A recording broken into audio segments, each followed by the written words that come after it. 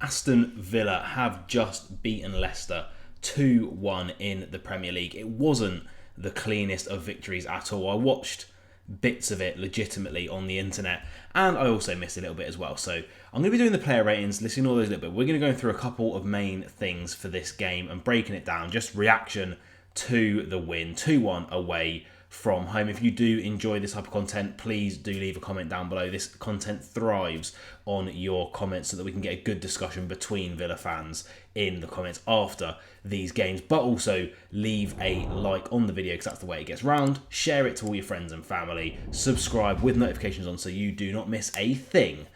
Let's break this game down. As you can see on the screen, the possession stats were not keen for us whatsoever. 57% possession is what Leicester managed to get this game, and I don't care if you're away from home. We had 30 odd percent possession to Arsenal, now 43% away from home against a newly promoted team. It is not good enough. I don't like this new way that Aston Villa seems to be playing this season. We kind of done it a little bit last season, but we dominated games and we dominated possession last season. This season, we're just a counter-attacking team. All we do is sit back, wait for a shot, or wait for a break or a good tackle, and then just try and counter.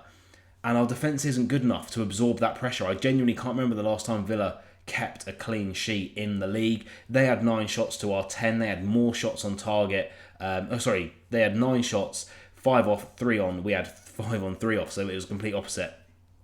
But the shots were relatively even, and they had a better passing accuracy than us. I don't understand really what's happened to Villa. I mean, Douglas Luiz leaving can't be the reason that all of a sudden our pass accuracy is going down the drain. But then we talk about the actual game itself. We were like decent-ish in the first 20 minutes, and then an absolutely fantastic set piece. I mean, Austin McPhee, everyone hated him when Gerrard was there. Now all of a sudden he seems to be more important than some of the players that we have on the pitch. It was a great set piece routine. Jacob Ramsey crossing the ball in, and his name again, guys, his name isn't Andre, it's Amadou, and he got his second goal for Villa. Then we then move on, not really much happening. Ollie Watkins should have scored 2 goals in this game. I really don't understand what's going on with him, but I think he might need a spell away from the starting lineup just until he can get back up to full sharpness. And we move on to the second half.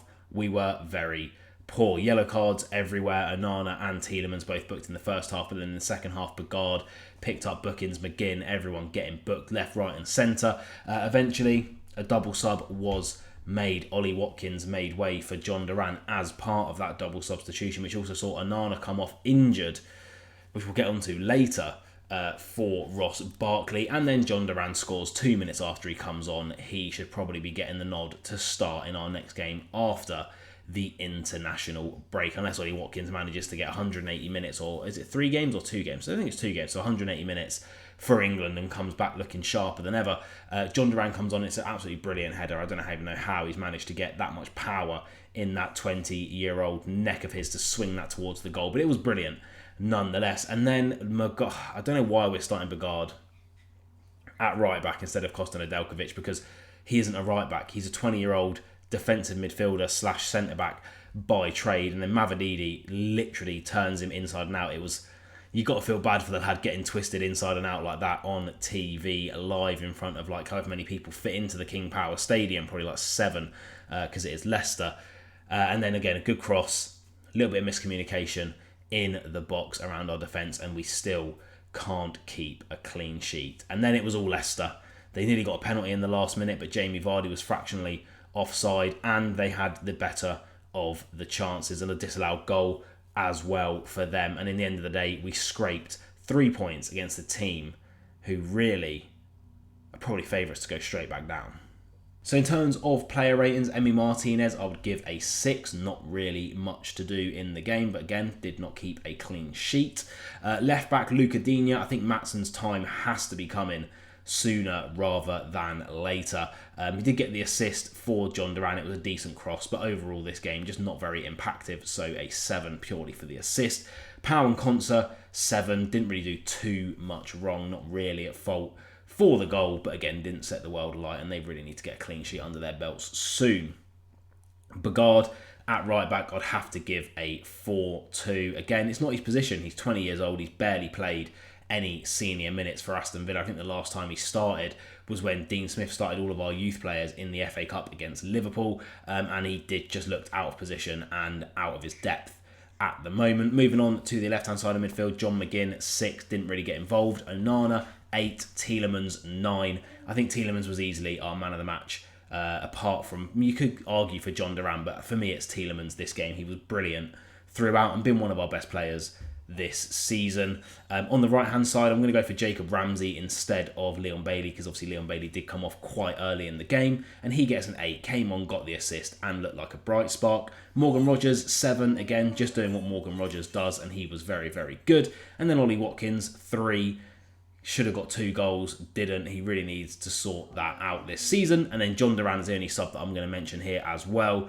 and he gets... I'll give him an 8.5 because I really think Tielemans deserves the man of the match. What are the main takeaways from this game? Are we Aston Villa or are we Injury FC? In the matter of 3 days, really, we found out that Cash is going to be out for a month. Diego Carlos missed this game through injury. Jadon Philogene missed this game through injury. Bailey came off with a hamstring issue barely 20 minutes into this game. Onana limped off the pitch. I'm probably missing more players there that are injured, but we just have so many. Bundia not good enough to be getting minutes at the moment, it seems. Tyrone Mings only just came back from injury. We are literally a Konsa or a Tielemans injury away from being in absolute catastrophe. And again, our hands were tied, couldn't sign players because of PSR, a video out tomorrow on our transfer window. And we're scraping a win against Leicester. Now, look, we had these awful performances last season when we come back and then we look amazing in the next game. But I really do worry about that switch off. And this happened a lot last season. At half-time, we just seemed to switch off in games. And Leicester were all over us in the second half. It was a poor performance. I don't think anyone out there will say it wasn't. Yes, we could have put the game to bed early, but we didn't. We're really struggling to take chances. I don't know why this season. Ollie Watkins may be the main contributor to that. But we were poor. We scraped 3 points. And there's possibly an injury crisis going on at the moment at Aston Villa. We'll see the prognosis for Onana and Bailey very soon, I am sure, as well as Carlos and Philogene. But we won. We got 3 points. Sometimes you have to win these scrappy games. And as always, it's always up the Villa. Until next time, be nice to everyone. Leave your comments down below, and I'll see you soon.